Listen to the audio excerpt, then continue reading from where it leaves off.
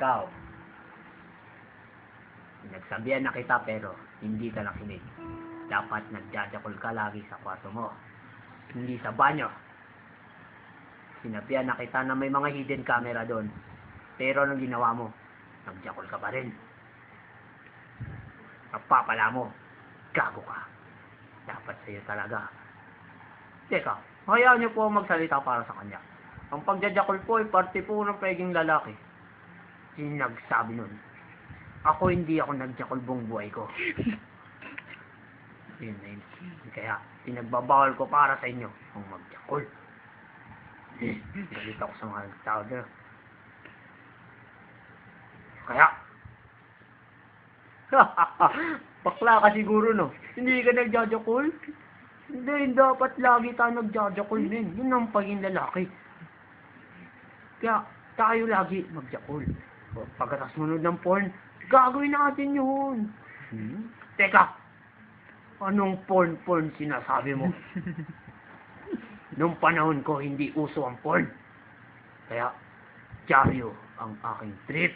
Yung mga celebrity. Kaya, hindi ako nakasanay ng jakol. Kaya, huwag ka lang umirit. Teka, hayaan niyo po ang magsalita. Ako rin po naman ay nagjajakol, pero doon lang po sa may ibang bahay.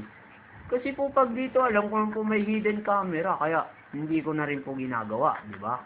Napaka-effective. Pero kung gagawin ko rin to, dapat may kasama akong girl para mas maganda. Oh, agree po ako sa kanya, sir. Kasi ako rin po, kasama ko po, misis ko, pang nagjajakol ako. Kung kayo po, siguro po masabi ko, bading kayo. Sino bading? Ako? Bading? Oo, yung sinasabi ko lang po yun. Kasi po, hindi, nasabi nyo kanina, hindi kayo nagjajakol. Pero lalaki po kayo. Ano pong gusto nyo palabasin? Hindi kayo lalaki.